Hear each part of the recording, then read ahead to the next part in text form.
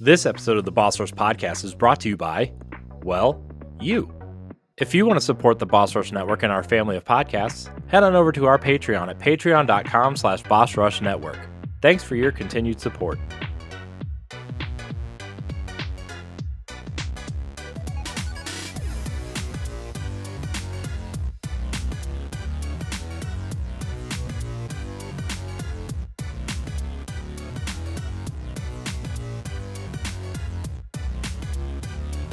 Hello, everybody. Welcome back to the Boss Rush Podcast, a great place to play games and be better. I'm one of your hosts, Corey Dirrig, and alongside me, as always, is the PC Muscle Race himself, LeRon Dawkins. Yo, what's poppin'? Hi, LeRon. Hey, Corey. Thanks for talking some shiz about me on the show last week. I appreciate it. Oh, you're very welcome. As was expected. Am I right? Sure. Yeah. Pretty much. It's fine. I missed I you, believe. man. I believe we said like many times we love you, Corey, but then we continue to talk shit about you. I know. That's how it goes. That's how it goes. That's how it goes. Also here is the mad pharmacist herself, Stephanie Klimov. Hello, welcome back. We missed you. Shelfless, I see. Yes, shelfless, but I still have my Zelda paraphernalia kinda up. Yeah. I like how it's visible now because like the Deku shield is never visible. Yeah, it's a little tiny. It gets overshadowed by the massive shelf. Yeah. Also here is PK Power, Pat Klein. Hey. Hi, Pat. Hello. For a moment, I thought you were going to say, and speaking of overshadowing, No. PK Power, because he's fat. Nope. I'm gonna virtually slap you. No, it's kind of funny. Like, I actually just had a work review, and one of the criticisms I had was my dress code.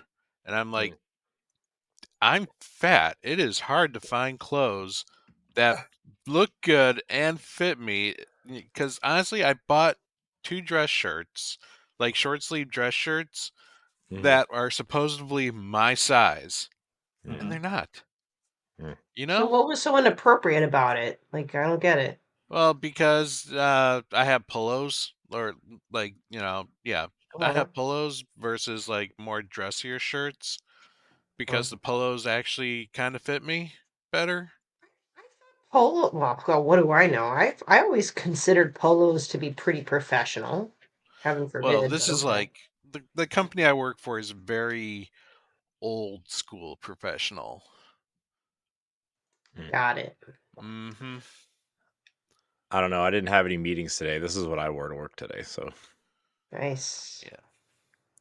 But you can do that when you're behind the camera, I guess. Anyways, I missed you guys. Last week was I don't know.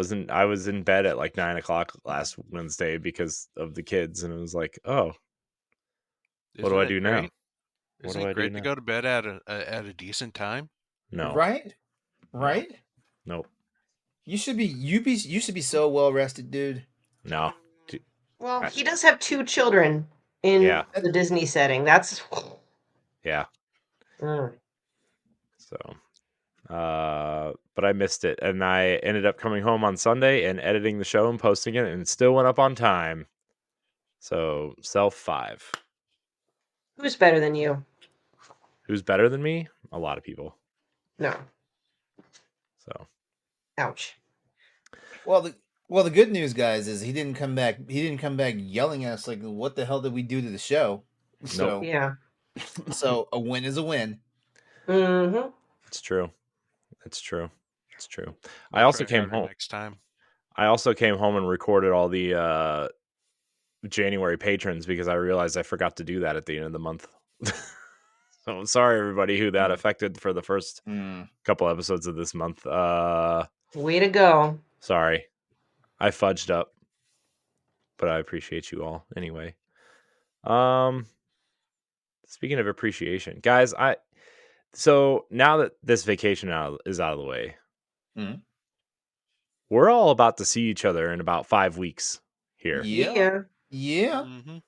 I'm beyond excited. Ed and I ended up making it an expansion pass topic on Monday because we were both really excited. Oh my god! Oh my god! I gotta listen to this podcast to see what y'all said about us now. Like, jeez. Yeah.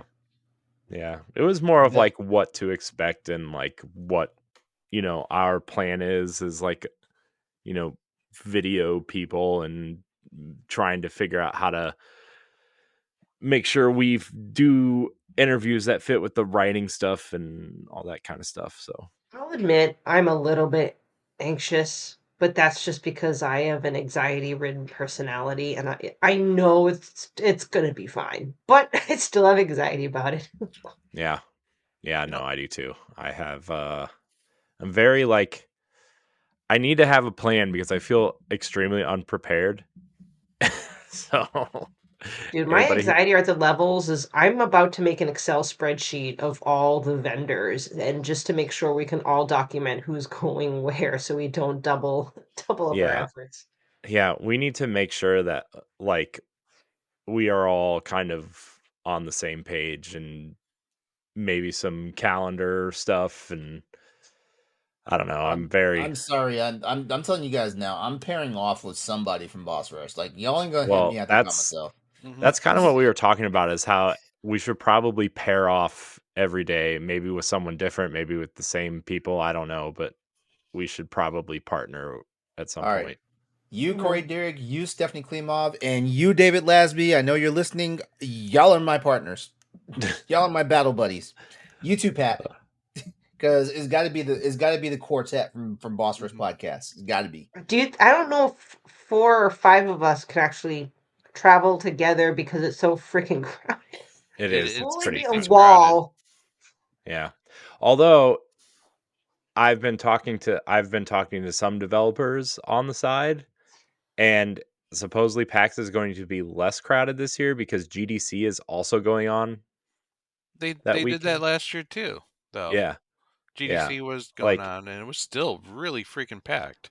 Yeah. Yeah, Saturday. What they mean to say is going to be less packed with press. That's what they mean to say, because I mean, like, general population will still be out there. We're less packed with developers. The week, I mean, I mean, Thursday's got to be the day we get a lot of that stuff in, because Thursday's usually, I would say, probably the deadest day because it's in the middle of the week.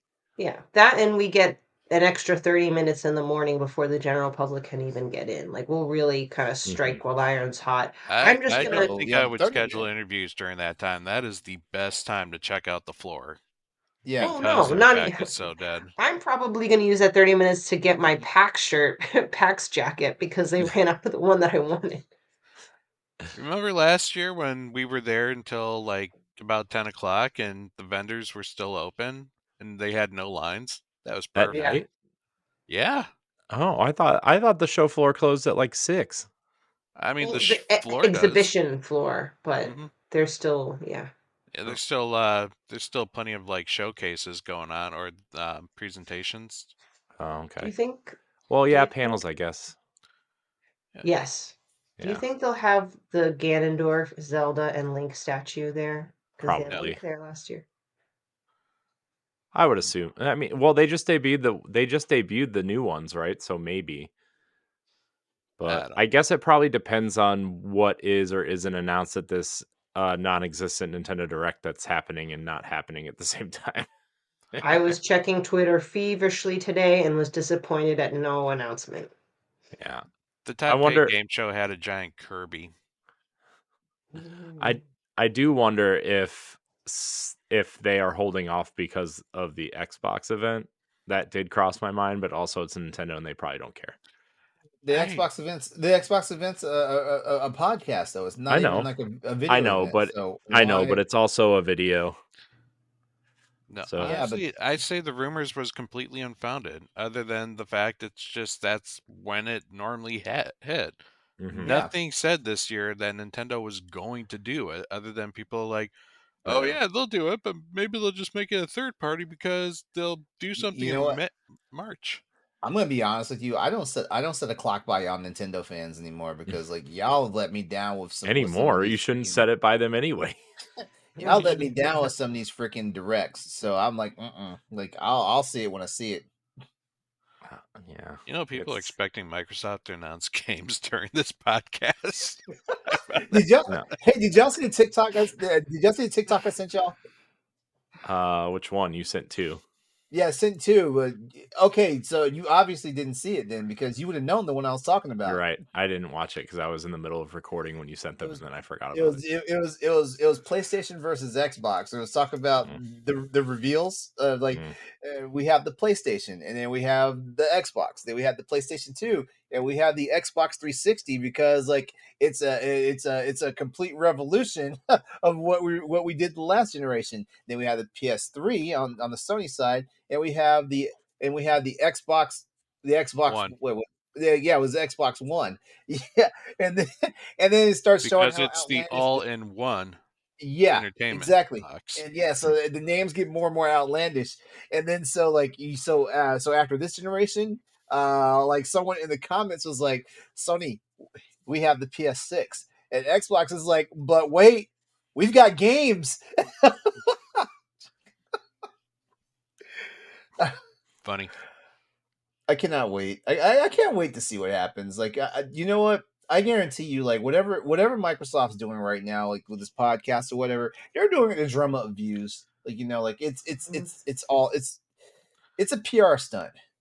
Yeah. You know what? I can use the PR stunt as a distraction because, as a quick side note, I barely read news anymore because news gives me anxiety, and most of the time it's over exaggerated anyway to get views.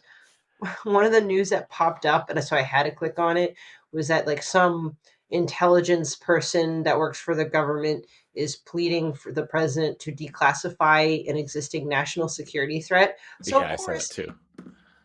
that's stuck in my brain for the rest of today, and now I'm like having anxiety of what this national security threat is. That and the mass shooting at the Super Bowl parade today.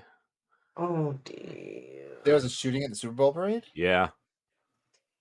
I'm out of it because like I've been busy with work. Like I'm so like like basically like I know nothing right now. Like I didn't know That's there was good. I didn't know there was an earthquake in California last week. Yeah, there's all sorts of stuff that's just happening. And you know what? Honestly, I feel like because I have not been on the internet that much, that I feel like maybe my anxiety is a little less because like not only am I not getting blitzed by like all this crazy ass news that's happening, but at the same time, like it's more like I just don't know about it. So like I feel like we're back in the 70s and the 80s where like news had to travel by word of mouth. Yeah. I wish I didn't click on that headline because all I can think about is, oh my gosh, are we going to get bombed? Are we going to get hacked? Are we going to Another fucking alien UFO A- sighting. alien it's invasion? AI. It's going to be AI. That's the new security threat. That can be the only security threat, the only plausible security threat we have right now. I hope so because all I could think about was alien invasions today. Oh, my mind goes weird places. Anyway, so PR stunts. I'll eat it all up to distract myself. That's just where I was going. Sorry. Yeah. It's I'm really ready to stop reading gaming news altogether, which is I think part of the reason why this is like, man, I was reading all this stuff last week while I was on vacation, just like scrolling, and I wasn't like checking anything about the things people were tweeting. I'm like, what is going on with Xbox? What is going on? Like everybody was like, Xbox is going away. Blah. I'm like, oh my god, are you kidding me? And then I got all this anxiety of like I one night I was like, did I invest in the wrong platform? Did I like See, am I making all the wrong decisions here? Like and then like half of the hold on, what save what you're about to I say for I like am our this is topic. I am this is what I want to talk about later, but I'm just saying like also like what something about digital libraries, something happened with digital libraries over last week Oh, at yeah, some point. Crunchyroll bought Funimation, and if you bought things on Funimation, Yep, Yeah. lose them. you lose access to them. Yeah, and I'm just like, did I make the wrong That's decision going all digital? And I had like this weird mini panic attack, and then I passed out at in bed. Like I was laying there like scrolling and doing some stuff and trying to get some work done. Like it was like 11:30 at night, and I was dead tired because we had woken up at like 7 o'clock in the morning because we had to be somewhere for breakfast at some point, and I was like dead tired and sore and on all kinds of like painkillers and like my medication, and I'm like, oh my god, I think I'm dying. Yeah. What is Well, you know happening? what? I say don't worry about it because whatever has not been declassified yet is probably going to kill us before we lose access to everything else. No, my luck, I'll just be alive and have nothing to do and be really anxious about it all. It'll be fine. It'll be fine. What are we playing? I was gonna do housekeeping, but I don't want to. I'll do Look, housekeeping. we have a I'll- Patreon, we have a YouTube. Subscribe. We're going to PAX. Meet us there. We're giving away Final Fantasy VII. Read the details. Comment. What was the word this week? Materia was the word this week. Is the code word. So, This is your first week back, and this is what you do to our dude, our audience. it's been a long week already, and dude, my first podcast back with us, Ed. How would you feel? I'm just kidding. I love you, Ed. Some days that I don't talk to you. I'll go Nah, first because it's I'll do- basically a recap. It's basically a recap of what I've been playing the last 3 weeks. I've been playing Tekken 8, Final Fantasy VII Integrated, and Monster Hunter World Iceborne. There you go. Boom. Hashtag Return to World. Woo! Yay! I'll go quick. I guess. Wait, why are we rushing and this? Tifa is waifu. Okay. Well, yeah. Wait, Stephanie, what'd you ask? She asked why you rushed it. Why I So why rushed are we it? rushing this? Why are we rushing? Okay, you know what? Okay, all right. Okay, we'll back up for a second. Let's drop back to Tekken 8 real quickly. Stephanie, you ready to fight me online yet? No, give me. I'm only playing with another one character. I'm only playing with one character. That smooth ass Frenchman. I'm only playing with one character right now. We're gonna play Victor against Victor then. Ooh, I hate mirror matches, but I'll do it. Oh, I'll pick someone else. I just need a week then to try someone else. Dang it! I need a weekend. Because remember, Tekken 8 is crossplay, so you can play across any platform. So yeah, I'm ready for it. Yeah, I want to play people, but actually, now it's probably a good time to actually play against me because like I haven't been able to play it most of this week. So like I ranked up. I'm like 15th Dan. Like I'm almost into purple ranks now. So like that means something. But at the same time, I haven't really had a whole lot of opportunities to play, Tekken. And actually, I barely had any opportunities to play anything, but I have managed to play those 3 games at least once since last podcast and tonight. So yeah, so like I'm not a fraud, I'm not a fake, I'm not a phony, because I did play those games, I just didn't play enough of them to make it matter. Mm-hmm. Yeah. Yeah, but I do like Victor though. Yes. He's Dude, smooth, but hits hard. Yeah. Like Corey, Pat, like get Tekken 8. Let's all play. No. Yeah. Let's make it a boss rush game night. Nope. Exactly. And it won't take like 3 hours like Mario Party did. Yeah, as a matter of fact, I don't know. I would say somebody set up the stream, and I'll be the one that hosts like the like it'll be like a mini tournament. Yes. We could do that if you want. And then have Ed just be the commentator. I don't know. Yes. I feel like commentators for Tekken, they need to know like the move sets and the characters and stuff. That's what makes it more entertaining if it's Ed. If you say so. I think we would piss off the actual Tekken community, so because all I hear is like good googly moogly, like look at that combo he just did. Look at that weird looking kick like he's flying around. The man shot somebody with a gun, then used a sword. Like what is this nonsense? Like you can already hear it. I know you can hear it.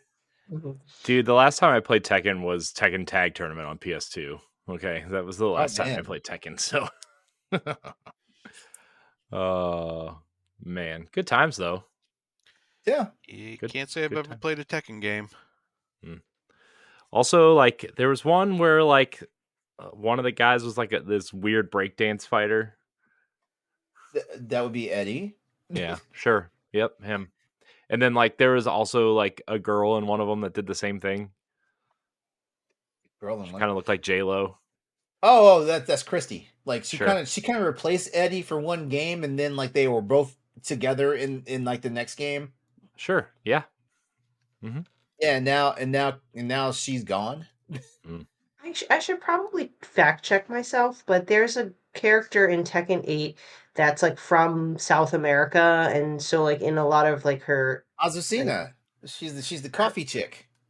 okay, but see, here's the And she thing. breaks dance. And she break dances, but she She's doesn't like, use "Ooh, she coffee," because that's my yeah. ethnic whatever I'm associated with. But isn't there like in Street Fighter 6 a character that is also from South America that's been Yeah. like that's Oh, so like it's a come thing. on. It's a thing. Capcom and Street Fighter. The executive producers for Tekken and Street Fighter are like best friends and stuff like that. So they actually do stuff like that. Like they actually create characters that are similar, you know, but at the No, same, but but I not think the my same. point is it's too cheesy and stereotypical to be like, okay, the character that's from South America is going to be posing with coffee all the time. I'm like, really? Well, I mean, Oh no. the last two characters that happened in South America were doing capoeira. Yeah. Well, that's cooler than just holding up a cup of coffee. Like, okay.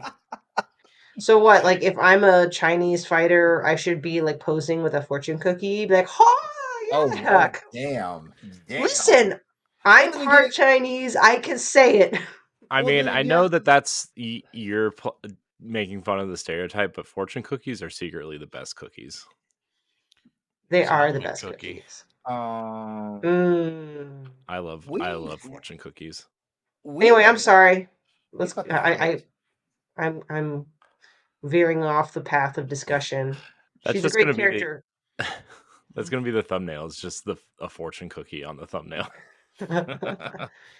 I don't know. I just like if you're gonna make characters, you can make caricatures out of them. Like, I'm really blanking out. The guy that's like the super American guy. He's big. He's beefy. And he rides a motorcycle in and out of Guile. the Paul. arena. Paul. Oh, Paul. Like, okay, haha. Like, oh, that's an American guy. Like, I guess. Yeah, Like, he doesn't have the freaking high top vanilla ice thing anymore. yeah. I know. I missed that. one of the editions does. Yeah. One of the one of the preset customizations has old school Paul, like with the high top, like the eraser head, basically. Oh man, so funny. Love it. Love it, love it, love it. All right, I'm going next because mine's also kind of short. I played a lot of Pikmin 4 on vacation. Yeah. Nice. That was pretty much the only game I played on vacation was Pikmin 4. That game is amazing. Love Pikmin 4. It's so relaxing. I have no idea what's going on because I skip all the dialogue. It's very nice. Thank you, Nintendo, for giving me the option to skip the dialogue. Oh, man. And I have now 100%ed 2 areas. Nice. I'm working on the third area to 100%. I don't know. I really love Pikmin 4. It's relaxing and fun and great and everything. So, and then I've also started Uncharted Drake's Fortune, and it's for a game from 2007. There are a lot of things about that game that are way ahead of its time, I'd say, and then there's a lot that feels really ancient in terms of game design. Mm-hmm. And it's weird how it does both simultaneously in 2024. But I think the characters are so fun, and I love like this. This really feels like the start of of when games really started becoming cinematic in a real meaningful way, not just like Mm-hmm. you know I mean, like we had Halo 2 and 3 already at this point, right? Which were like pretty cinematic at the time. And there was some stuff on Xbox and PS2 that felt kind of like they were trying to be cinematic. But this really feels like the next level of that. And so just seeing the characters interact and, moving through the environments, and gosh, I appreciate how linear this game is. It is so linear. It's like one Mm-hmm. giant hallway. Yes. And it's like, oh man, it's so fun. I gotta admit, I kind of miss that. Like Mhm. obviously, I don't want every game to be like a long hallway, but it's so refreshing because everything's an open world game these days, and I'm like, Yeah. I'm totally okay with this. So okay with this.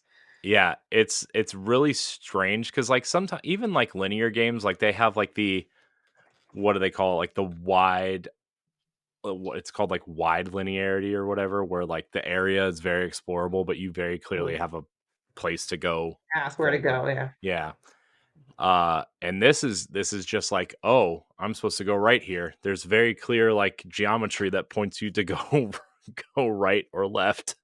And I'm just like, oh, this is so nice.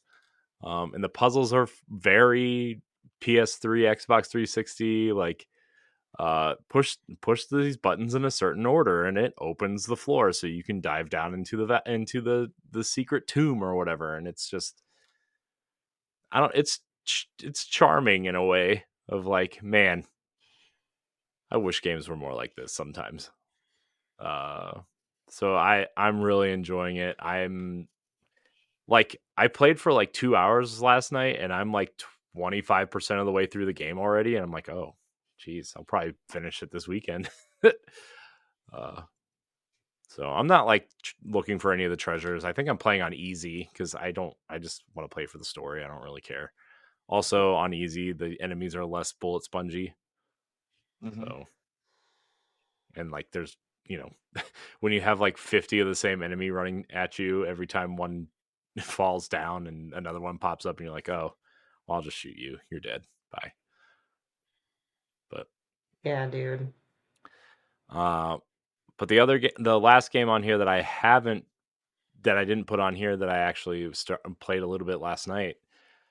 I was looking at my PlayStation trophies and I'm really close to platinuming Spider-Man, so I'm like, maybe I'll just do that. So I'm all I have to do is 100% all the districts in Spider-Man, and then I have to like tie up people with the one of the web things, and I'm like, oh, okay, well, I have to do that like 10 times or something. So pretty close. So I did that a little bit last night. It's the only things I have to do in all the districts are complete all of like the crime wave things.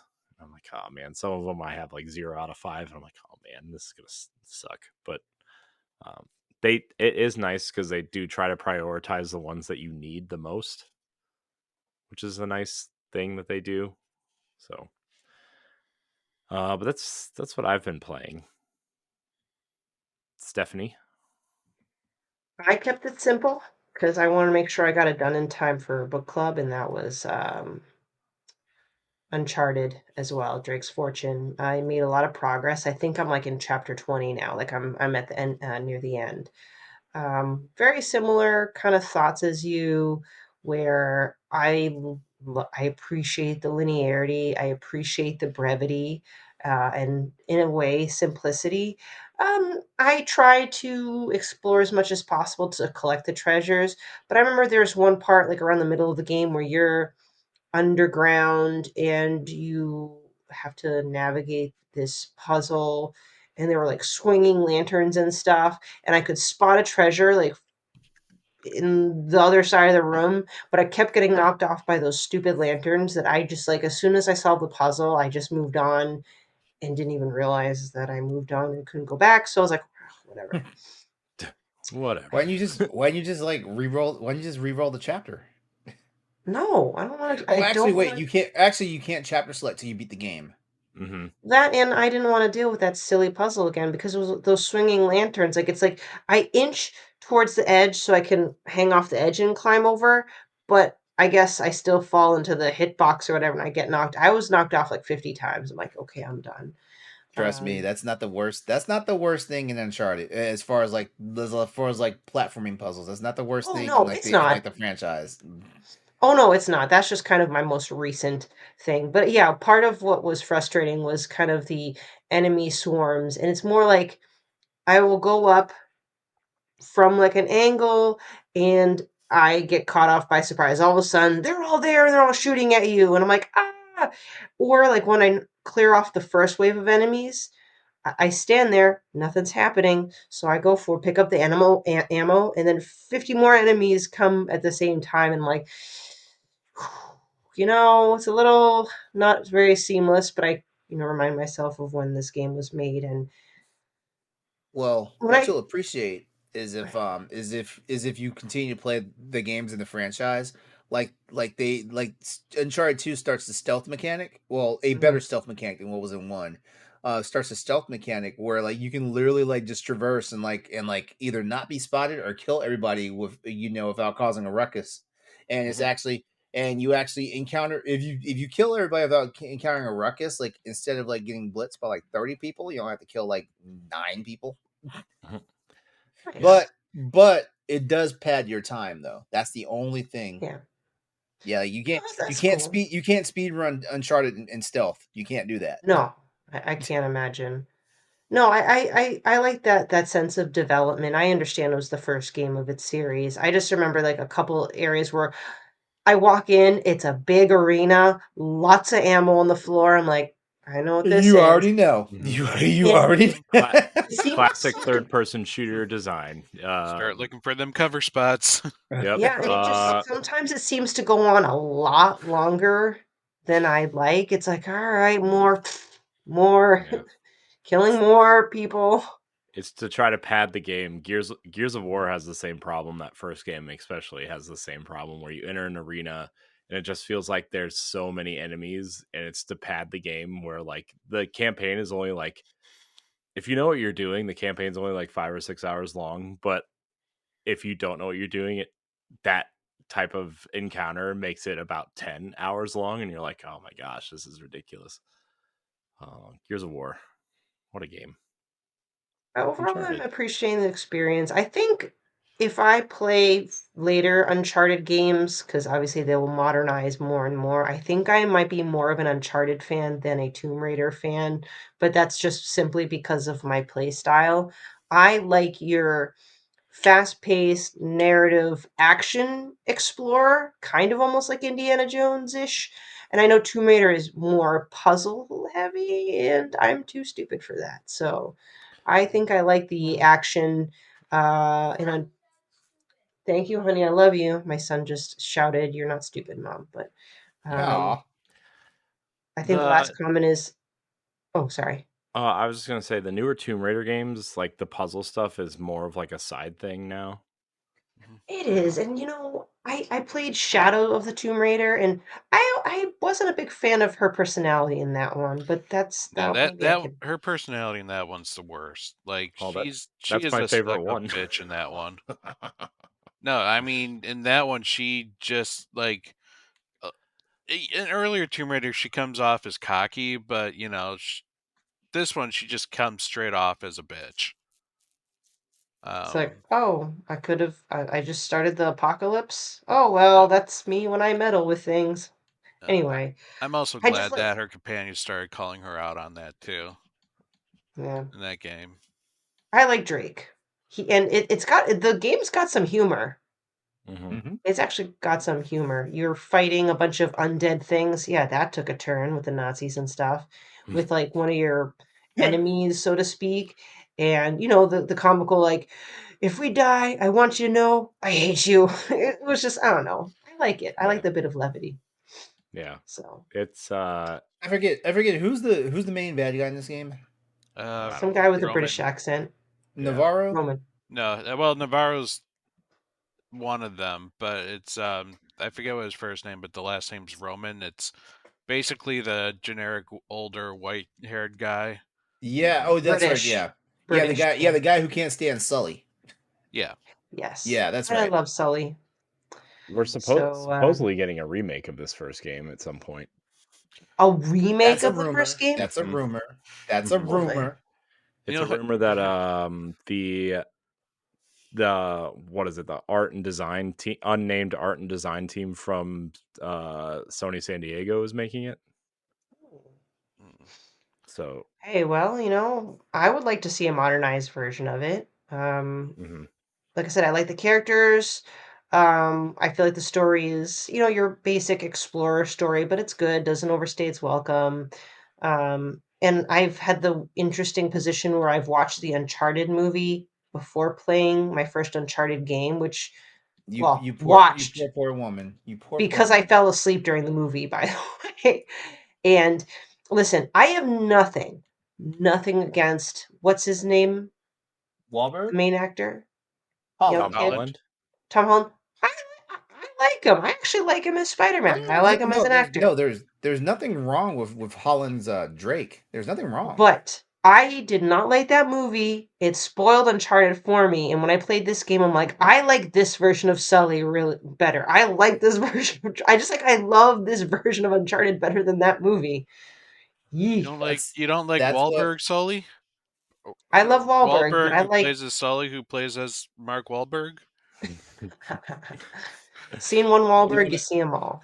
I Stephanie, you want to hear something crazy? Yeah. That movie was in development hell. Wahlberg was supposed to be Drake when Mhm. when it was first pitched, like Mhm. 10 years ago.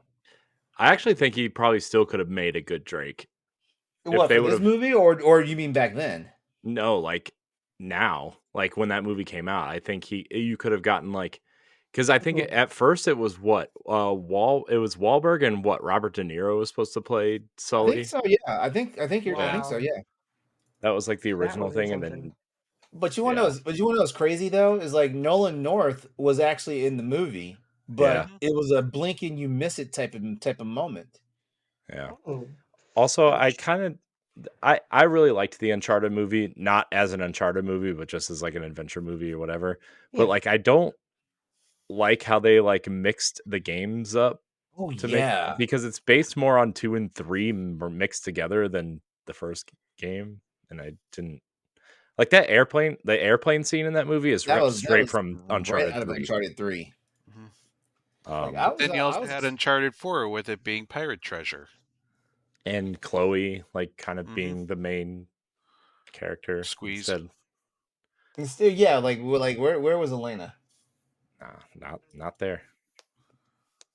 She's Yeah, in I don't the know. so, sequel. I hope we get a sequel. I yeah. liked it enough. I would watch another one. As I long as don't think it Wahlberg is. I keeps don't the think it is getting stash. a sequel. It's in development. Tom It Holland said is. It is. Tom Oh, Holland said he's attached to it. I hadn't heard anything. Oh, Yeah. when is he finding time to film it? And between whatever he's doing now and Spider-Man 4. He's not doing anything right now. The kid's been like He's sitting taking a around year at home. off.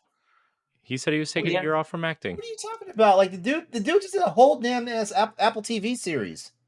Well, he did that like 2 years ago. Yeah, it was like 2 years Yeah, ago. yeah, and okay, since in between the two Spider-Man movies, like dude filmed the fucking movies, an Apple TV series, and he was in two other movies, He did and shit.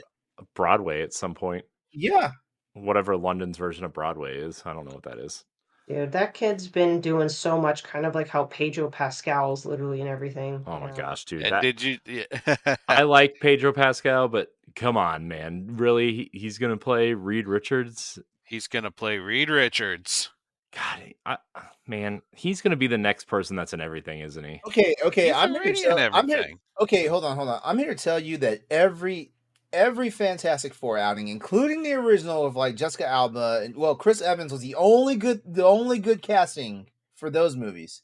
But every casting for Fantastic Four, in my opinion, has been lackluster. You didn't like the guy from The Shield being the Thing? The Thing. And he Yeah, was I mean, he was all right. He was all right. You know, like I his voicing and his mannerisms and stuff like that was pretty cool. But that's about it. Like I Jessica mean, Alba, dude. I know. I don't care what she Okay. plays in. It's Jessica Alba. I'm more of a Sin City Jessica Alba fan myself. I'm more of a Dark Angel Jessica Alba. I'm more of a Blue Crush Jessica Alba. Oh God. I'm more of a all Jessica Alba. I but watched whatever. Blue Crush for Michelle Rodriguez. I'll be honest with you. Oh man. And I watched Into the Blue for Paul Walker. Mm, Rip. yeah. So yeah, Uncharted. What were we Thanks for letting me talk about it. I mean, But I I'll love me. just Some, finish up. I do love me some Jessica Alba though. I do, but I mean, like, Long exposition on Uncharted. So, but hopefully after this weekend, I can hop on to other games. I think we will talk about this in our topic shortly. That goodness, I don't know what's in store for my PlayStation as far as games in the future. What I'll be playing on it. So How about the most overly rated PlayStation game coming out? Well, Foam Stars. huh? No, I was Well, thinking of Stellar Blade. good. But it's got all the gratuitous nudity and violence that you could want. it does. Yeah, it's banned in Apparently. Korea because it has I guess full frontal nudity at one point. I don't know. And I that the I don't know. suit I have basically zero. the suit's like you're wearing With the nothing at way. all. Wait, with the way Sony censored stuff, like didn't they reduce like Tifa's bust size in Final Fantasy VIII for some god awful reason? I don't know, man. I don't know anything. Okay, Yeah, like there's not. Yeah, like that nudity that got censored in Korea is definitely not going to make its way to the United States. Oh Yeah. hell yeah, it is. I don't know, man. I don't know what's going on. But man, now I just can't stop thinking about this Fantastic Four thing. I don't care. Yeah, you know what? I don't care about the Fantastic Four. The only movie that matters to me right now is Deadpool and Wolverine. You already know my answer on that one. I know. I don't care. I like Wolverine and I like Deadpool, so I'm ready. What you like? Of course, you were like the most overrated fucking X-Men ever. I don't care. No, the most overrated X-Men ever is Gambit. No, Yeah. it's Wolverine and it's Wolverine. 90s kids, it's Gambit.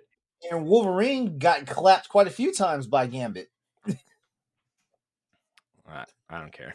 I like them both. Wolverine would have been dead a million times if it wasn't for his regenerative abilities. You know, I don't know. Like, I feel like the second Deadpool movie let me down, which is why I'm not really hyped for this third Deadpool. You should watch. Seriously, you should watch the PG-13 cut. Mm-hmm. It's better. It's seriously. I mean, it's essentially the same movie, but there's extra scenes, and that some of the scenes are changed because it's PG-13, and it makes the movie better. Huh. So. Okay, so how would I go about finding the PG-13? It's on Disney Plus.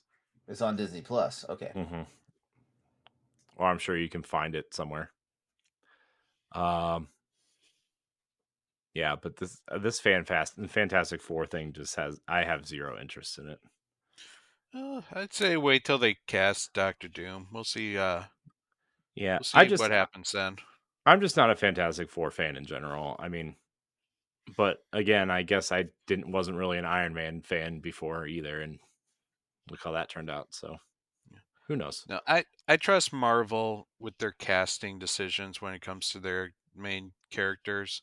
Mm-hmm. Like they've casted a lot of known people that you question every time, like Robert Downey Jr. as Iron Man. Oh yeah, he makes a perfect Iron Man. Tom Holland as Spider-Man. Who the hell is he? Oh yeah, he's like the perfect, Yeah. Even like Star-Lord. Yeah. Yeah. No, I get it. I'm glad they're slowing down too. Honestly, because I never questioned the casting of Chris Pratt as Star-Lord. I never questioned that. Well, when they cast him, remember he was Andy on Parks and Rec, and he was still like way overweight and like all that. Not that like can't have an overweight superhero, but that was like the big thing was like Star-Lord looks like this, and this is this guy over here, and how are you gonna whatever. Mm-hmm. Anyways, enough of that. Guardians of the Galaxy ride, by the way, at Disney. A+. I had to ride it by myself. What were we talking about? Oh, games. Pat, what are you playing? Hey, that's right. I played games too. I decided, for book club, I might as well play Uncharted again instead of just kind of relying off my memory because, that had been cheating. But I'm glad I did. That one's a fun game to always go back and revisit. So and I know we already talked to death, so I'm not going to talk about that one. However, I did start another Tomb Raiding adventure game. Ooh, That was also an older version called Tomb Raider, the remastered version. nice. Game's awesome. And yes, let me tell you, if you thought like there are some old school moments on Uncharted, going back and playing the original Tomb Raider, it's like, oh, wow. Yeah. Oh man, dude. I mean, Tomb Raider. I would say Rise and Shadow are definitely the top tier of that trilogy. But that first one was like really interesting when they brought it out. Remember when everybody was mad that Lara's boobs weren't giant traffic cones inside her whatever, and her butt cheeks weren't hanging out of her shorts? Like everybody was so mad. I think we got the wrong Tomb Raiders mixed up here. No, I'm I'm not saying like talking. every. Yeah, Oh, you're talking about the I'm talking remaster. OG Oh, you are talking remaster. about traffic cone. I am talking about Traffic Cone. Oh And man. what's great about the remaster is that all you have to do is push the start button or whatever the options button on the controller, and it Mm, switches between the remastered and the original. nice. So, like, the character models are all coney in, the original, or things are just a hell of a lot more flatter with, like, less detail. Or you can switch to the remaster and, get a resemblance from, like, old PS1 to maybe, like, old PS2 graphics now. Mm. Slightly smoother, but It's not too much of a difference. it's so Uh, funny when I watch gameplay of that game. Like the Lara Croft models look so much better than the rest of the game. It's hilarious. oh yeah, no, they definitely put a heck of a lot more uh, polish on her than everything else in that game. Like it still looks like a late gen PS1, early gen PS2 game. Um, but the thing that it makes it worthwhile to play is that they did add modern controls to the game. Thank God. Because I started off with the tank controls and oh wow that Did you I have don't to like remember how I jump played backwards that. 3 times and then walk real slow up to a ledge just to jump to the next ledge? I mean, you had to, yeah. I know, I know. It was horrible, and Did you like lock the butler in the freezer? I'm playing the first one, so the butler doesn't exist yet. Aw. That's in the second one where you can start doing that. Yeah, the first one just kind of gives you a small tutorial through like 3 rooms in the mansion, and then then she make no 4, and then she makes a comment after you swim now she has to take off her wet clothes, and then cuts back to the title. Hmm. Yeah, but yeah, it's the traps and stuff are very very old school. Not nearly as cinematic as what we're used to with the Uncharted or the later Tomb Raider games. The combat is got some horrible locking. Like the second you move, all of a sudden you just unlock from whatever you're aiming at. It's very old school. Um, I'm not saying that's difficult. The modern controls definitely make it like so much more easier than what it was back in its original PC PS1 days. But yeah, unless I would say unless you really want to see what her origins is, this might be one you might. Well, it's cheap. I think it's only like $40 ish. I don't know. It's a hit or miss. This game. It could appeal to some, but honestly, it's very old school to its approach. Hmm. Other than that, I also got a code recently from our friends at Kepler Games. Thank you, Jenny, for this, Kimchika. She gave me a code for Ultros, which is a psychedelic 2D Metroidvania game where you play as this unknown traveler in a spaceship called the sarcophagus, and you're like trapped in some sort of loop where the spaceship is like a mix of botanical and like machine as well. And it's got this very colorful art style by a very famous artist who did games such as Hotline Miami. But the colors just absolutely pop out in this game. And it's cool just like seeing things like burst into, just like little spory colors and just splashing the screen. And it's an absolutely gorgeous game. The story right now makes no sense whatsoever because you are trapped in this loop where you're kind of told by a ghost to go kill off the shaman that are on the ship. And by doing that, you're going to be able to escape. Clearly, that's not going to be the full picture. And from what Jenny told me, there are multiple ways you can actually end up playing this game, including more of a pacifist route. But at the moment, I don't think I have that availability to do it. One of the other things about this Metroidvania is it's a mix of Metroidvania and it's a mix of gardening. One of the things that makes it different is that you can get seeds and you plant them, and when you go through these loops, the plants can like alter the environment in some way during your next playthrough. So That is cool. And I yeah, really do like the Hotline Miami like art style. It's mm-hmm. looks good. Yeah, no, it's a gorgeous game. Um, it has that roguelike element because of the loops. Because once you re-loop, you lose all the abilities that you have again, and will kind of have to go and like you have to eat food to strengthen one of 4 traits, and then once you get enough points in one of those traits, you can transform that into an ability. Now, to prevent you from always having to regenerate these abilities, you can eventually find items that can lock an ability so that when you re-loop again, you have that ability on you.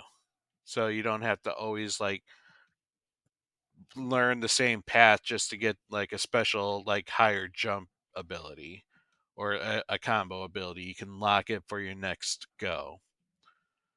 I haven't gotten too far in it, unfortunately, because I just started it yesterday. But I'm enjoying what I'm seeing right now. The combat is playable. There's dodging, there's attacking, jumping. It's got all the classical platform features. And it's not like the combat hasn't been anything like unfair. Like I fought one boss, and it had some nice strategy, uh, trying to find weaknesses and trying to coax it into doing certain attacks. But yeah, overall, like I'm enjoying it so far, and I look forward to trying to understand what the hell's going on because it right now nothing makes sense in that game. Nothing It's makes just pretty to look at. doesn't make sense. It doesn't, but it's gorgeous, so you just keep playing it. It's fair. Mm-hmm. It's fair. Is that it? Yep. Cool. If you want to see how you can become a Patreon producer, head on over to patreon.com/BossRushNetwork. The Patreon producers for this month are Adriel Munger, Austin Campbell, Celeste Roberts, Christian S., Sana Dirrig, Francisco Santillan, Matthew Keel, and Todd Oxtra. Thanks for your continued support of the Boss Rush Network. Cool. There was something I was going to say before we got into our topic. Oh, right. So, before we get into our topic, I wanted to give a shout out to this game I saw on Twitter as I was scrolling through people who were going to PAX East, and I want to try to get this solo developer on the podcast or an interview or something when we go to PAX, because I think this person is going to PAX, but they are creating a Metroidvania game. It's the way it's described as Super Metroid meets Axiom Verge. I've heard about this. Yeah, It's called Rebel Transmute. Yeah, Hmm. yeah. One of the one of the YouTubers that I'm inspired by, like put it, had it on there. Put this on your radar list. Yeah, it's coming out on everything on March 14th. It looks awesome. It's one guy for 5 years has been developing this game, and it looks it looks incredible. So check that out. I wanted to give that a shout out. Evan Tor is the person's name. Evan _ Tor TOR on Twitter if you want to follow. I'm going to try to have them on the show to try to talk about this game around the time it's released, or even at PAX if they're at PAX. So I'll totally join you on that interview. This game looks amazing. Yeah, it looks awesome. It looks so cool. Just wanted to give that a shout out because cool games deserve shout outs. And yeah. All right, guys. Speaking of cool games, one of our topics here was how did you pick your main console? And I kind of want to intro this topic, although I know one of you probably picked the topic, but I want to intro the topic of with all of the drama from Xbox last week and all the weird stuff that PlayStation kind of came out and said today. Not weird, but their financial stuff and their new interim CEO came out and said some stuff today that has a lot of people in a frenzy. And it's almost like we just reheard the Xbox rumors all over again, but just on PlayStation's side. I know. Stephanie, remember last week I was talking about a gaming recession? Remember? Yep, and we're talking about like a bubble and stuff like that. Mm-hmm. Here it is. Yep. And so man, so before I actually found out what was going on with the Xbox stuff, and people were saying that Xbox, like Microsoft was getting rid of the Xbox brand and the Xbox division, and everybody was getting fired, and all these games are going multi-platform, and Xbox isn't going to exist anymore. I had this weird thing of like, did I invest in the wrong platform? Am I rooting for the underdog for no reason? Like, you know what I mean? Like, and you always have that question, especially growing up in Cleveland, being a Cleveland sports fan of teams that are normally pretty bad, right? Or losing teams. You root for the Browns, right? The losers of the NFL. Okay. And there's just something about the underdog that you want to root for, right? And granted, that's not the reason why why I like Xbox. I like the online features. I think the store is great. I think I like the controller better. There's a lot of different reasons why I choose Xbox over PlayStation for a lot of games, right? But at the same time, it's like, man, if all these games I'm looking forward to, like Hellblade 2 or Indiana Jones, make the jump to, and there's even rumors of like the Master Chief Collection making the jump to PlayStation. Now, granted, the only ones quote unquote confirmed making the jump to other platforms are Hi-Fi Rush, Pentiment, and maybe Sea of Thieves down the line, right? And all those Twitter accounts have kind of confirmed but not confirmed, right? The Hi-Fi Rush with the different T-shirts, in-game skins that you're going to get on each platform. Sea of Thieves did the roses are red, violets are blue, boats are green. I don't know, something weird. And so it's like LeRon said, we're in this weird gaming bubble that is clearly bursting before our very eyes, where PlayStation doesn't have any internal studio games coming out from known franchises. A lot of their exclusives are second party deals, right? Timed exclusives, total exclusives from other teams. Did hear one really cool rumor though. What was that? Possibly a new Astro Boy. Oh yeah, I saw that too. I heard that on a podcast last week I was listening to, which would be our second topic tonight. But we'll get there when we get there. Mm-hmm. New Astrobot would be Astrobot, awesome. sorry, Astrobot, not boy. Yeah. I was like I Astro Boy. I was like, Yeah. well, damn, Sega's reaching back. I knew what you meant, Pat. Did And LeRon so know? like, are we just No, in I this didn't know. like, is this bubble gonna be?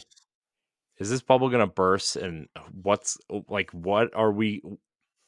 Did we all make the right choice of picking the consoles that we have? Like, are games really going to be multi-platform, and it's going to be this is the transition into the universal box, like a VCR or a DVD player or a Blu-ray player? Before Pat and Stephanie answer your question, I wanna ask you a question, Corey.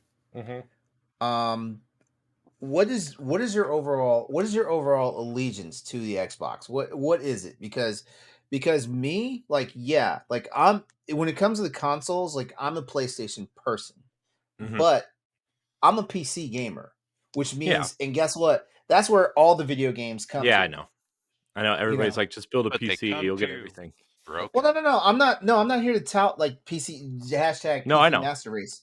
I know. I'm not here to do that. But what I'm saying is, like, the very first video game system I had was an Atari. So you can imagine Yeah. what the hell happened to me for like 5 years of my life.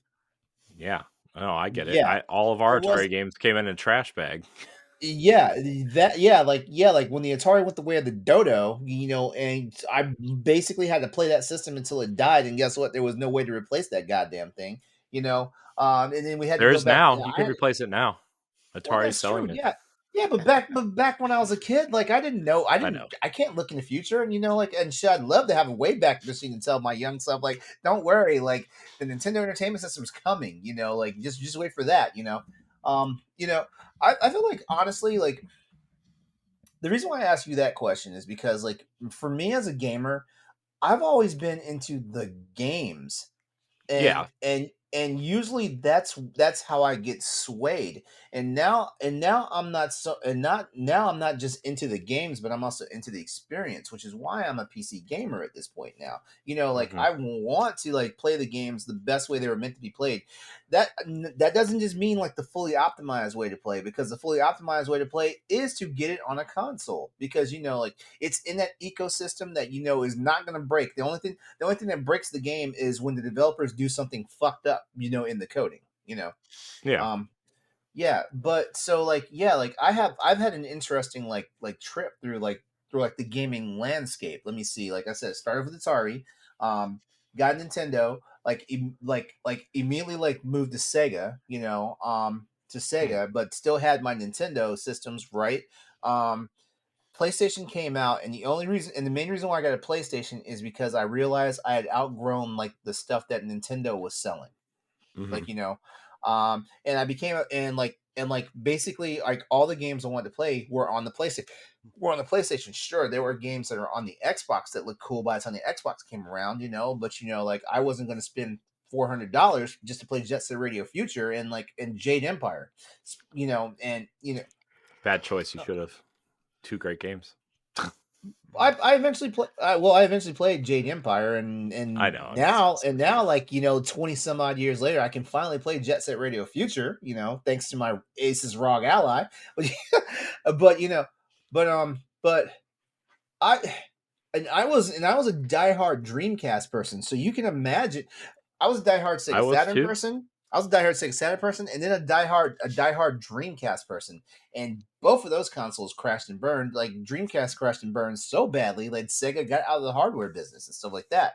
But I like, I had a fallback, because, like, while the Dreamcast was out, I had a PlayStation. Mhm. So I don't feel like I honestly don't feel like I've ever been shafted, like, like, when it comes to, like, the consoles I picked.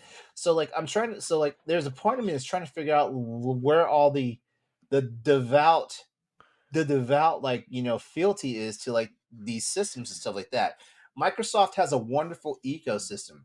Now, I think Microsoft is just tired of licking their wounds, and if they decide Mhm. that they're going to just, like, kill the hardware department, I get it. But at the same time, for the fact that we have people that are so demoralized, and dejected to the fact that like they would swear off like other like platforms and viability and stuff like that. I Mm-hmm. mean, let's be serious. Like back when the 360 came out, when I discovered that like 360 exclusives were also on the PC, and I already had a PC, like I mean, why Mm-hmm. didn't they spend that extra money? Yeah. It made zero sense to me. So you know what? Now I'm going to troll you guys for a second. Maybe you guys did pick the wrong system to begin with. No, I'm being serious because, like, like honestly, like for all the time y'all spent like on like the Xbox, and yeah, like at Exodus 803, you guys know when I do my hot takes, I always say hit me in my socials and my DMs and stuff like that. It always looked like basically what Xbox culture was doing was basically like keeping the flames of the fires going on the PC side, because like in all honesty, if y'all cared that much about Xbox exclusivity, y'all would have railed against every time like a first party game came was also launched on the PC side. You know what I mean? Yeah. But No, it's not about the Xbox. It's for me, I'm not like an Xbox super fan gonna swear off the Xbox or anything. For me, it's about the controller and the online. Well, for a long time, it was about the online services and that kind of thing. And then I just kind of stuck with it because I enjoyed playing on that platform. My friends are there, and I mean, cross platform wasn't a thing until very recently, right? And so, um, I just that's just where I prefer to play my games, especially now too, because like the dual sense hurts my hands. Like I mhm. can't play that thing for very long without my hands starting to hurt. And the Xbox uh, controller is just comfortable for me. But by the way, I want to swing back to something you said real quickly. Like the Xbox Online system was amazing, and I think what a lot of people do not give credit to is Microsoft and the Xbox brand is the reason why our broadband internet infrastructure in the United States got better. When when Hmm. when they decided to come out their face and say like always on technology and you have to have like certain speed internet and stuff like that, guess what? Microsoft helped spearhead a technological jump in our online communication system, because guess what? If the Xbox hadn't dared to do that, we probably would still have shitty internet. And when I Yeah. say shitty internet, I don't. What I mean to say is like we wouldn't have all these fiber options. We wouldn't have all these shit like these satellite options and stuff like that. We still have like we probably have like better than T3 Yeah, if anyone can we'd remember be going. that. I was about to say we're about to go over to our friend's house who pays the extra dollar for the T1 line. Yeah, Kind of. exactly. Yeah. Yeah. So and but also like yeah, like I think Microsoft and Xbox for doing that, but I also have to thank other companies like like Nintendo for basically making like handheld and portable gaming a reality. I know this is my phone, but guess what? Like our phones have come the way they have come because of the fucking Game Boy. You know, Hmm. shit, we wouldn't have this plethora of fucking like portable PC stuff if it wasn't for like the wild popularity of the Nintendo Switch, which is why I cannot wait to see if Nintendo's gonna fuck it up with the second iteration of the Switch. I'm just taking a wait and see attitude and stuff like that. I feel like we live in a wonderful time of gaming, and yeah, like I did say something about a gaming recession, which I believe is on the horizon. COVID hurt the gaming industry more than it helped it. I'm going to I believe that. The reason why is because look at all the goddamn layoffs we've had in the last 18 months. Look at that. Instead of sinking more time in research and development, yeah, research and development would have gotten slowed, but instead of sinking more time in research and development, yeah, Unreal, did their thing, and we have Unreal 5, which I'm noticing like a lot of more and more Nintendo games are being released on an Unreal Engine. Good job, Nintendo. Good job Prince for. Princess Peach is unreal. Yep, They exactly. Good confirmed. job. I like when companies like Nintendo, for one, who we universally call lazy, Do shit like that. I like when companies actually step outside the box and go outside their comfort zone and do things. Sony's taking an awful risk right now with the VR. And I feel like they're crashing and burning on that one, but who knows? They might have a trick up their sleeve by the end of 2024 with that damn thing. We got to wait and see, the whole thing with Microsoft right now, like I did start to worry just for one simple thing. Like all these rumors are coming around, and normally when all these rumors happen, like the company is responsible for like the brand usually comes out and says, no, this shit ain't happening. But like we got a blanket statement from Uncle Phil that did not sound like he was trying to discourage us. So yeah, I get it. Like there are some things that we have to think about here, but the long-standing question is, why'd you choose your platform? And we also have to answer the question, what happens when your platform like leaves a vacuum? Yeah. So I didn't. Damn, this should have been a Crossroads topic. Fuck. Why am I not producing Crossroads episodes right now? Why aren't you? That's a good question. No, I didn't get into the Xbox ecosystem until Gears of War came out. And then I became obsessed with Gears of War. I didn't get into I played Halo at my friend's house, right? And like I got an Xbox at one point, but I had like 5 games for it, like Jade Empire and Knights of the Old Republic and Halo and Fable and I don't know, something else. The Jet Set Radio Future Sega GT double pack is what I had on that console. And Crazy Taxi 3. Those were the 6 games I had for Xbox. Mm-hmm. And then I became super obsessed with Gears of War and Halo 3. And then I just was obsessed to the point where like, and obviously like the PlayStation 3 was at launch at least was like $600, and what was the best game at launch for PlayStation 3? Like Genji or something. Like it was. So the Xbox. I'm having a hard time remembering actually. Like I feel like it was such a blur for the launch of the PS3. Yeah, and so like that was the reason why I chose the Xbox 360, and then I just stuck with that ecosystem, and I got a PS3 eventually, right, for Uncharted and God of War 3 came out, which was I think the game that I bought with my PS3. Man, God of War 3 is amazing. But like then I got my Xbox One. I actually got a PS4 first because all my friends were playing Destiny on PS4, and it had like the exclusive stuff, and we got really into Destiny for a while. And then I got my Xbox One with the Master Chief Collection when it came out.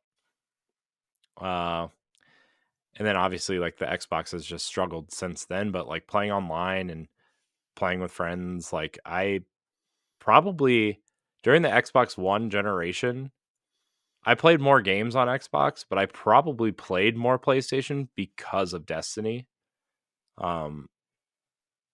And so like I don't know, I prefer the Xbox online stuff.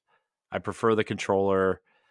A lot of the games I preferred at one time. It's kind of hard to say that now because Xbox hasn't really had any major releases. Like Halo Infinite was awesome when it came out, but like I'm not really into the Halo online scene anymore. Like the online's fun, but like I don't have time to sit there and get good at the Halo online anymore. So like I kind of my online play comes with Destiny, right? That's the online experience I have. And so I can play that on any console I have. I can play that on my computer if I wanted to. I could play it on a handheld if I wanted to because the Epic Game Store gave away everything, all the Destiny stuff for free over Christmas break. And like, it's crossplay, so I can play it anywhere, cross progression, all that stuff. And so I just kind of continued with Xbox. It's not that I prefer the Xbox brand over the PlayStation. It's just I prefer the experience in the store and the controller and other things. I don't really have an allegiance, I wouldn't say. And like, I've actually played a lot more PlayStation over the last few months, just based off of like book club stuff or, other games that I've just been interested in, right? Like, I've dabbled in the Horizon Zero Dawn DLC. I played all 3 Spider-Man games. I'm playing Uncharted right now. I just re-downloaded Hellblade on the PlayStation because I already 1K'd it on Xbox, and I'm going to try to get the platinum on PlayStation. Like, it's just games are games, and I like the games. My thing for quote unquote choosing the wrong system is, did I invest in the wrong ecosystem? Because I've spent a lot of money on the Xbox store, right? I spent a lot of money on third-party games, first-party games, Game Pass, Xbox Live Gold over the years, right? Like, I probably have I've probably purchased over 300 games over the last 20 years or so, right? And so, if like, again, Xbox already confirmed they're not going to stop making consoles for the foreseeable future, right? And they have a plan for a next generation console in a couple years already. But like, if Xbox goes away, all those games go away, and I feel like, does that mean I wasted my money or my time or my, all my achievements go away? All of these experiences I had with friends go away? Like, what did I invest in the wrong ecosystem because of the poor decisions that one, what do you call it, administration made, and then the poor communication of the current situation at Xbox? Because that's been the big problem now, is like, the I feel like the Xbox leadership says a lot and is tries too hard to be part of the community, that they're not communicating correctly and they're not communicating the right way. And I think that's the frustration in the Xbox community right now, especially, is like, they're not communicating, right? And I don't think any of these companies communicate. If I'm being honest with you, like like Nintendo is so fucking clamshelled, about information and stuff like that. yeah, Like the yeah, only but thing. Oh, go ahead.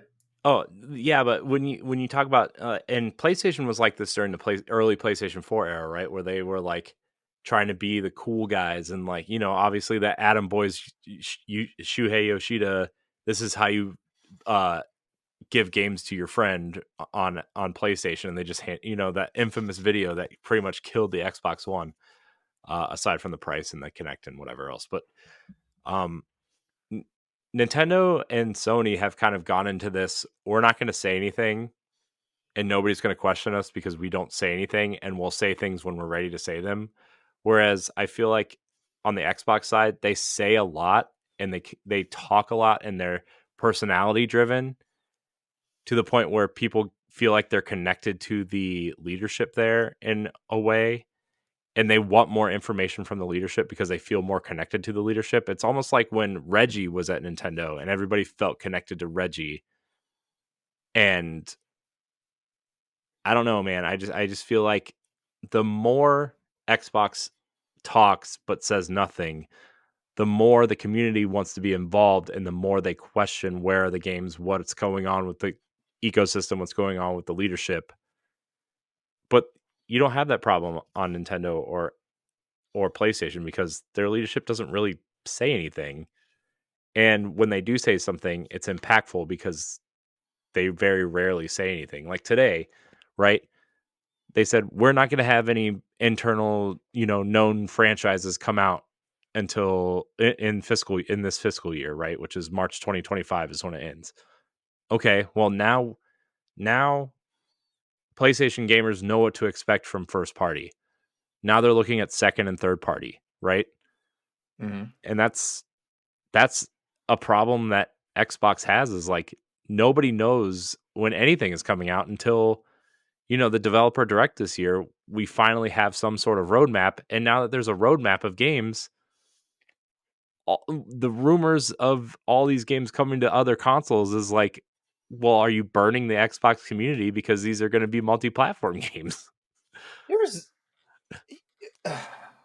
And I'm not saying these games are going to be multi-platform. I'm saying that's what the community kind of is projecting out there, right? Like, we don't know because we're recording this episode the day before that big Xbox event podcast thing, so right? I would not be surprised if people wind up in our comments somewhere. What the hell were y'all talking about? Yeah. So I want to make that clear. Like, we're saying all of this before that event, and all these questions could be answered tomorrow, right? But like, as of right now, that's what the Xbox community is projecting, is like, are we about to be screwed over?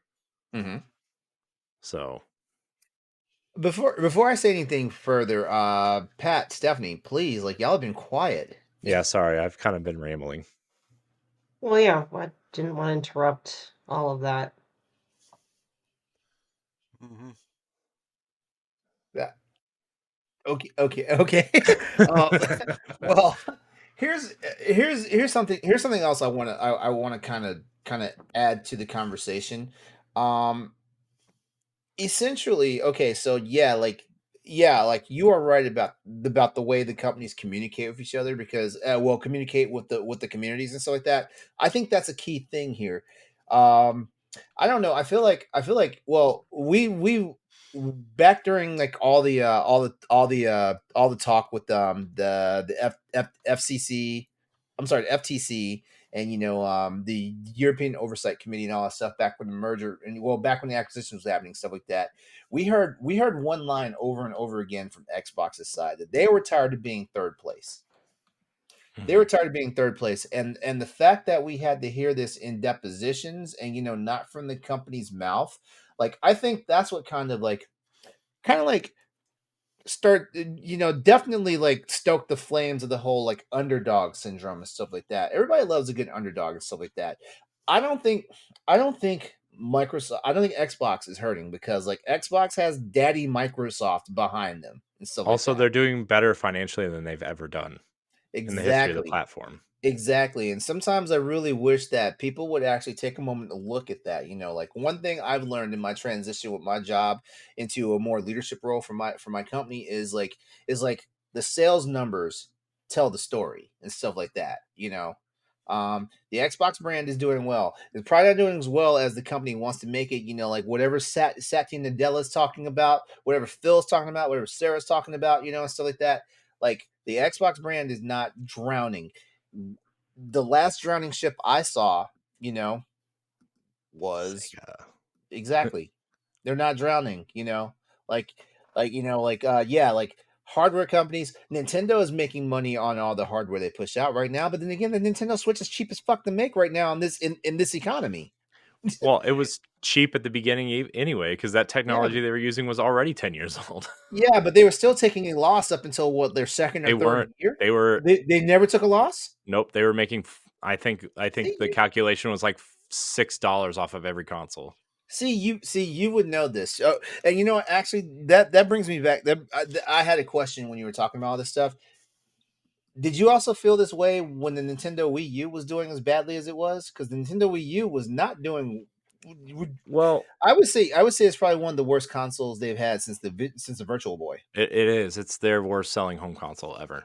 Mm-hmm. It sold less. It's 8 million less than the GameCube. So, and didn't people think the GameCube was a flop? No, people love the GameCube.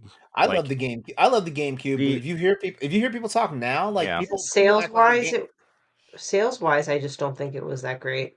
It was, I think, 21 million. I think was the GameCube. 22 yeah, that's what I was about to. Most. That's what I was about to say. When you hear people inside the Nintendo sphere talk about it, they act like the GameCube was not a success. Yeah, and I'm like, shit. The GameCube was the first Nintendo system I took seriously since the Super Nintendo. Yeah, so when Ed and I first started Pal Block, the sentiment around Nintendo was, a lot of people wondered if they were going to go third party and make games for the other consoles and then just make handheld consoles. And I think Ed and I knew that wasn't going to happen because Nintendo never does what people want them to do, right? And Nintendo, for better or for worse, was especially then was like a stubborn company of like, we're going to do our own thing. We're going to do this. We're going to do that. If it doesn't work, we're going to try something different. And, I think the sentiment around then was like, yeah, the Wii U might have been a failure, but the next console has to hit, or Nintendo is in serious trouble in the home console market. The handhelds were fine, but also you look at the 3DS, and I think alarm bells internally were going off about the 3DS also because it sold less than half of the DS, right? Even though it sold 75 million units, like when you have the best selling handheld of all time in the DS that sells 154 million units, and you go to push out a follow up to that console and it does less than half as well, and then your home console effort is like less than 1/10 of what your previous home console was. Like, Nintendo had alarm bells going off, and like there's that whole story. It's circulating now that Iwata cut his salary in half at one point to keep his team together, keep the Nintendo teams together. I think one year he actually only paid himself $1, the equivalent of $1, to keep his teams together. That was a rumor floating around. I don't know how true that is, but he definitely cut his salary, and I think the strength of Nintendo now over everybody else, right, is like that. Nintendo is in a better position than everybody else because of budgets, development costs, right? Like Nintendo is never going to make a game the way that Naughty Dog or Sony Santa Monica or the Coalition make AAA, quadruple A games, right? Like they're not going to have the mocap, very little voice acting. They are the masters of asset reusability, right? I mean, you look at their games now, like I think their biggest game is Xenoblade Chronicles 3 and it's 17 gigs, right?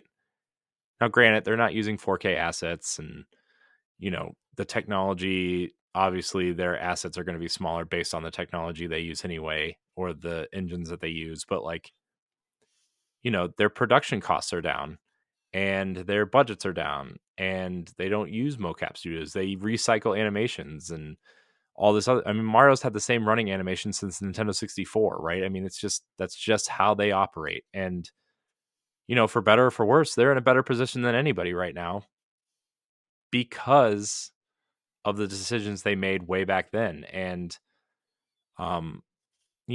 did we think the Wii U was a failure? I mean, I really like the Wii U. I think the gamepad feels like a Fisher Price toy, but like the games were awesome to the point where like I think something like 6 of the top 10 selling Switch games are Wii U ports. One being Mario Kart 8 that has sold 61 million units on the Switch. So, it's not that Nintendo didn't have good games. I think the hardware always scares people away if it's different. And I think if you skew too far one way, and innovation and changing the way people play games, the way that the Wii U did with the second screen experience, and I think they wanted to bring that DS experience home, and it just didn't work for them. I think you scare people away, and I think what they did with Nintendo Switch was brilliant. They have that home console experience, but the innovation is you can take your home console with you, and they merged their portable and their home console efforts together. And look at their output. Instead of having all these separate teams focus on separate consoles, and okay, this quarter we're going to get like 3 3DS games but no Wii U games, but then we're going to get a Wii U game in the second quarter and no 3DS games, and then we'll get maybe a couple 3DS games trickle out here, and the Wii U games got delayed because they take longer to make because this is Nintendo's first HD effort in the space, right? And so, yeah, there's a lot of worry about the Wii U, but I think Nintendo with the Switch obviously has a hit on their hands. I mean, Mhm. it's going to pass the PS2 at some point in the next year and a half And you in see, sales. speaking of rumors, that like there's a rumor now that people are acting like the successor to Switch is not gonna sell at all, and I'm like, y'all are Mhm. stupid because like it's Nintendo, it will sell. What they should have said is the successor to Nintendo Switch is not going to sell as widely as the Switch that has done. Yeah, Because I feel like the Switch 2, that's what I'm going to call it until they give an official name. The Switch 2 is going to have the same like path to entry that the Wii U had from the Wii. Yeah, I think they're going to have a harder time transitioning people over because obviously the Switch has such a So huge much install saturation. base where, the benefit the Switch had was nobody bought a Wii U. So maybe people were hungry for a new Nintendo console that grew up on a Wii or maybe the tail end of the GameCube and transitioned over to PlayStation or Xbox or whatever. And people were like, yeah, I'm ready for some Nintendo. It's been a long time.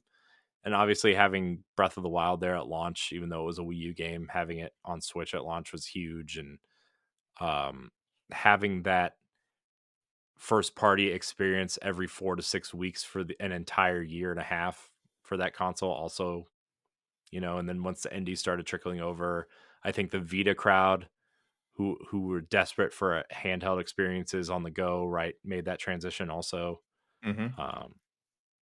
I don't know. It was a perfect storm for Nintendo to be successful, I think, in hindsight, with the Switch. And yes, the next console is going to be incredibly successful. It's going to take longer to transition people over because the Switch has sold so many units. That's my guess. The good thing, though, is that new kind of information has kind of come out from someone from somewhere, from Reuters, I think, which is like a tech enterprise tech news site that we use for work for our news show. Came out and said that NVIDIA is making some sort of custom chip Yep, with heard about some that too.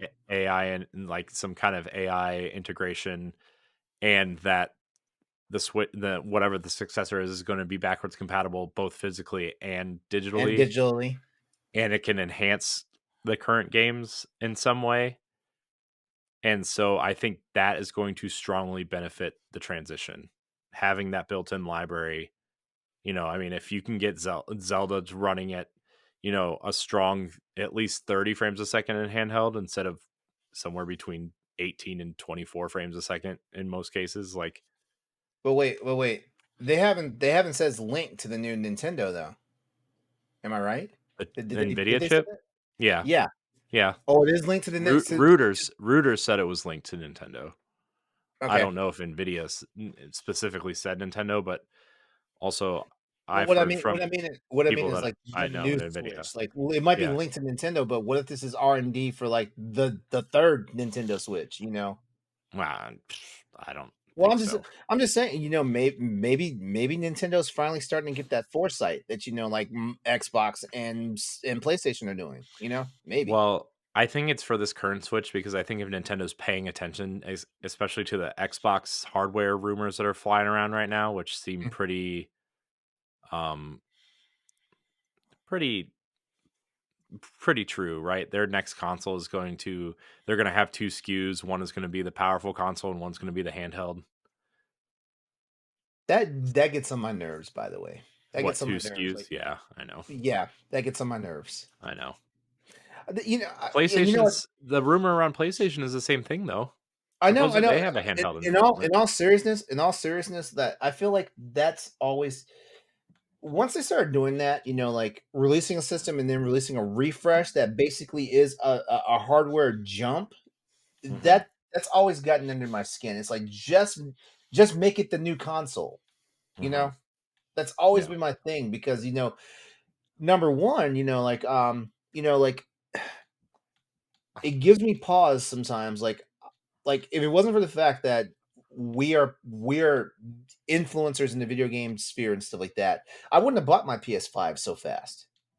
Yeah, I still don't think there's a reason to own either of these consoles right now, to be quite honest with you. The reason to own them is just so like we have our hands on the tech and we can actually Yeah. talk about the games and not be a bunch of frauds. Like I've Right, only from a seen performance exactly perspective and a technological perspective, yes.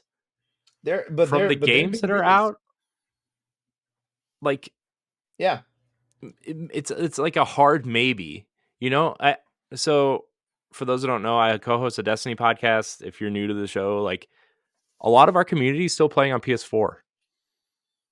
Like a lot of our community is still playing on PS4 or Xbox One. There's been mornings I've woken up and I'm like, why did I waste $500 on the PlayStation? You know, and I'm not saying I don't get enjoyment from my PlayStation. I'm not saying that at all, but I'm like at the same time, I'm like that $500 I spent on the PlayStation, I could have already had my RTX 3090 in my Yeah. computer, you Yeah. know. I mean, the reason why I bought the Xbox Series X is so I want my games to look and play the best as possible, right? Yep. Like I need that. But also, I bought it to play Destiny at 60 frames a second instead of 30. That was 75% of my decision to get it at launch. And that patch wasn't even ready at launch. I had to Yeah, wait 2 months for it. yeah, and they think they're about to refresh the fucking system, you know? Mhm.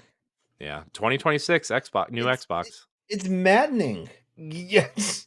It's upsetting. It is upsetting. I feel like this generation was, for PlayStation and Xbox specifically, was a massive experiment.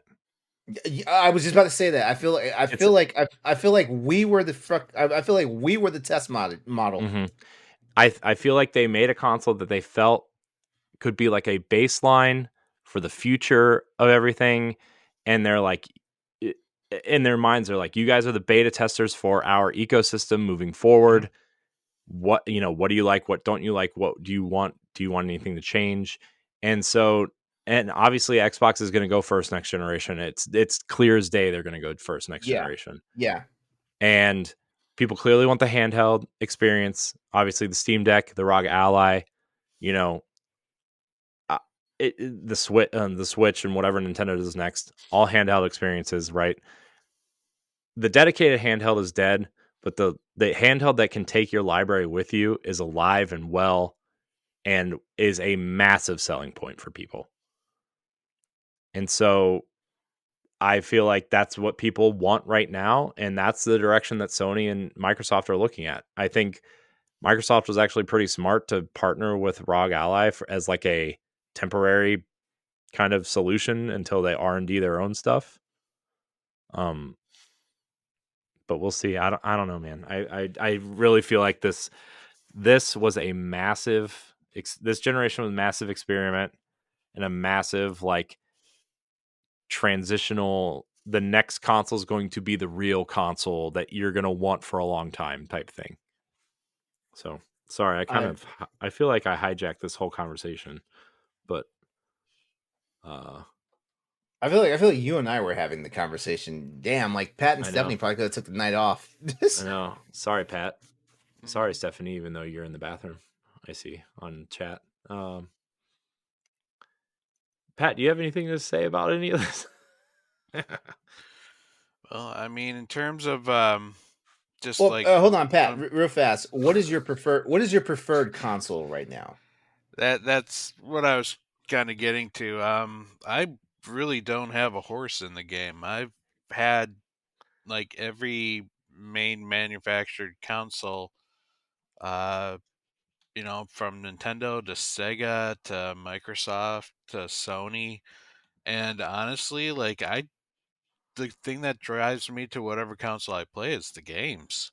Mm-hmm. I mean, I used to think I was a PlayStation person, but turns out last year I played more on my Switch than I did on my PlayStation, uh, which kind of surprised me. But I I think It's surprising, but you know, like if uh if the game you want to play is in the right place or in the right environment, you're gonna go there. I mean like that year Monster Hunter Rise came out on the Switch, it basically put my PC and my PS4 5 to shame. You know, like I ran up so many hours on that until Rise came to PC. You know, Yeah. yeah. But no, I mean it's basically wherever there's good games, I'm gonna play it. Yeah, even next Gears of War, like I'd be willing to play it on my Xbox or you know. I will say On though, your if Switch too. Nintendo ever got an achievement system for their system, Oh, I know. That I would say the Switch would probably win me over, like right there and then. that was the big thing with the Wii U that we always used to talk about, because we thought they were experimenting with like Super Mario 3D World, Twilight Princess, and like 2 or 3 other games had the stamp collecting book, and you could collect stamps. And we were like, this is going to be their achievement system. You're going to collect the stamps, and then you're going to have like this big star on your stamp book for this game when you complete the entire thing. And Dude, then that's they a just perfect never did it. idea. I know, especially for Nintendo. It's such a kid-friendly idea. Yeah. Hey, Stephanie, Steph, how I about gotta, you? Was there yeah, I some gotta games ask you, you'd like, like? what's your Was preferred system? It's split between Nintendo and PlayStation, and the majority is mostly based off of my history. Hmm. I first started off with Nintendo, probably for your typical reasons, because I was younger and that was like the kids' console. But I remained faithful to Nintendo, so to speak. One, because I admire and enjoy their IP. And I always did appreciate kind of their, when I say value system, I mean the fact that they are very when I say, oh man, I'm not using the right words. Like they're very efficient. And I know you guys just went over that. Like I appreciate their work ethic and efficiency. I like their motto of focusing on gameplay. I always appreciate their innovation. I like the innovation. I liked the Wii motion controls, like a weirdo that I am. And I always feel like Nintendo, with their business savvy and their business model, I just felt like they're a very reliable publisher and console, whatever, to rely on for in the future, forever and ever. And they've always had handheld console. So I think their history speaks to itself. Their leadership has spoken for themselves. So while I'm not necessarily a Nintendo diehard, and I acknowledge that they don't have a perfect system, I have a deep, genuine appreciation for their innovation. So that's why I kind of will always have some sort of Nintendo console in my house. Um, and then when I kind of grew out of some of the kiddie stuff in Nintendo, I chose PlayStation over Xbox primarily because PlayStation did come first. I had the PS2. But when Xbox came out, it was supposed to be like this cool dude console where all the boys would play shooters, and I felt I felt excluded from that community. I felt like it wasn't for me. So I stayed with PlayStation. The gateway games that got me into it was Kingdom Hearts, Kingdom Hearts 2. And I started to notice a trend that they've primarily focused on story driven action adventure games. And that spoke to me more than a guy's first person shooter. No offense. I know my Xbox is Oh, way more. I know Xbox is more than that now, but that's just kind of what kept me with Sony for a while. Now, granted, I'm not as prior to joining this community, I wasn't. I need a console every generation. I had N64, Wii, Switch, and like Game Boy and 3DS. PlayStation, I had PS2, PS4, PS5 because I can't afford it all. And I don't need every single system at every time. I'll admit I do kind of question now, like, did I really need the PS5 and Xbox Series X given how things may or may not be unfolding? Um, but yeah, but as far as I'm not like a Sony pony. Like if they just stopped their story driven third person action adventures and they only focus on first person shooters moving forward, then I probably will slowly phase out my future PlayStation investment. I'll keep the system around until it breaks as a DVD player and to play all the games that exist on it, for sure. So, and that's why I feel like it's kind of silly for people who are hardcore on one console only. Um, it would be nice if all games were accessible everywhere, but I also feel like that might be the demise um, of individual consoles because if games are made available across all platforms, not that I am against it as a consumer, but if they are, what's to draw a customer towards one console or another? Yeah, and thinking of a business standpoint, like as much as I would love just all games on one console, that would give the console monopoly and then set the price to whatever the hell they want to. Not just that, it would be stagnation. Mhm. It would bring about the worst stagnation possible that I could think of. And I think that's also the big thing right now too, is like, even if less people play Xbox or own an Xbox, it keeps that from happening to where PlayStation becomes the superpower, right? Where like, yeah, okay, Nintendo exists, but they're definitely playing a different game, no pun intended, than PlayStation is, right? Like, they're definitely two separate things, right? And you know, I do want to say though, I mean, like, depending on what happens tomorrow, like, yes, I'm in the Xbox ecosystem primarily for games, but depending on what happens tomorrow, like the if I'm gonna go buy a game, I might second guess purchasing on an Xbox now, you know, And that'll be and and that'll be and that'll be Microsoft's doing. yeah, and but yeah, that's what I'm saying though. Is like that's where the poor communication comes in. That's where like their poor decision making over the years has come in, right? Like it's hard to kind of imagine a space where PlayStation is the only HD console. Now, this could be a conversation for another day, but if hypothetically, if Xbox goes away, who would be the next challenger to PlayStation, right? Who's going to come in and fill that third slot? You know, is it Apple? Google tried and kind of failed. You know, I think it would be really fascinating if Sega re-entered the console market, because I mean, Ed and I Sega had already that. came out. Sega already came out and said they have no plans on releasing I hardware. know, but it would be really fascinating because they actually have the IP to do it now, right? On top of their classic IP, I mean, they have Yakuza, they have Persona, Shin Megami Tensei, Sonic. You know, they have a lot that they could probably do something with if they ever did. I know they're not going to, but I think it would be really fascinating. But uh, you know, is Amazon going to try again? Mm. I'd almost think that maybe someone like maybe even just like a Magnavox or like some just Yes, hardware Odyssey 2. manufacturer would just create a box and not even worry about the games. Be like, this is our hardware, Mm-hmm. and then other companies make games for them. Yeah. You know who else would be really fascinating? Also, would be Valve. I Would was be thinking fascinating. Valve. I was thinking Valve, but I think Valve is just trying to perfect their handheld market. I know, but I mean, I know they already tried with the Steam machine, and that was kind of like their half-ass step into the console market, right? But like, if they really tried, especially with the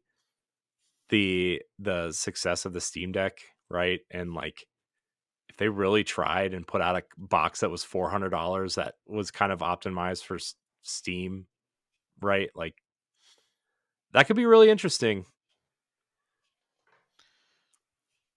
So, anyways, that'd be a conversation for a different day because I feel like we've really been running long on this conversation already, but it's really fun. This was a good conversation. I know LeRon and I kind of hogged the whole conversation, but um, I was waiting for y'all to step in. Stephanie just gave you some eyeballs. I'm no, I'm for real. Like I'm for real. Like it's open floor.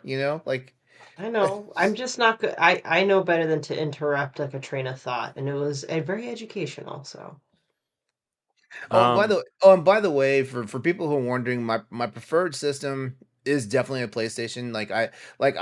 I've been PlayStation ever since the PS1. I took a chance on that console actually because that was the new entry in there and stuff like that. Yeah, I still have my Sega systems and stuff like that, but I was like, there's something fascinating about the PlayStation, and I've just stuck ever since. I've had every console release that the PlayStation has come out, that Sony has come out with the exception of the VR stuff, because I can't do 3D in VR. Like my eyes just don't fuck with it. But every handheld they've had, every mainstream console they've had, and like for the most part, like that's been my thing. but I'm a PC gamer because in all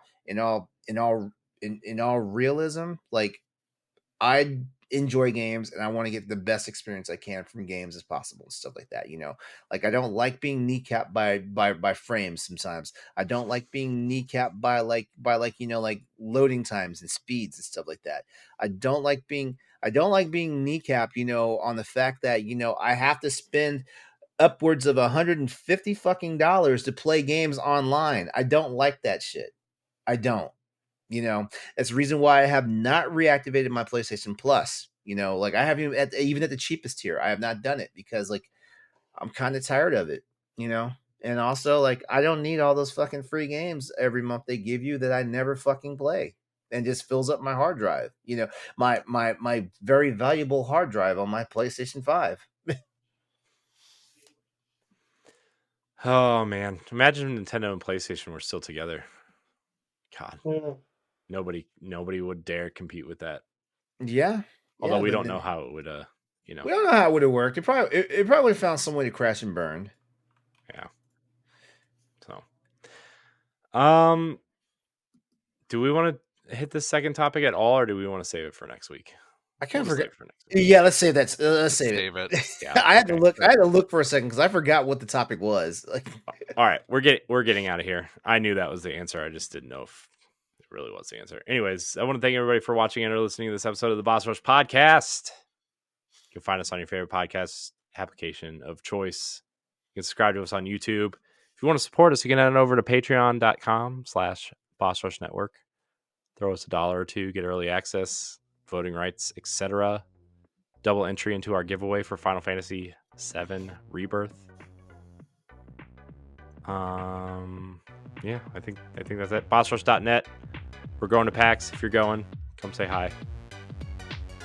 LeRon, Stephanie, Pat, appreciate your time tonight as always. And thank everybody out there for watching and or listening. Until next time, we love you. Goodbye. Bye. If you want to see how you can become a Patreon producer, head on over to patreon.com/BossRushNetwork.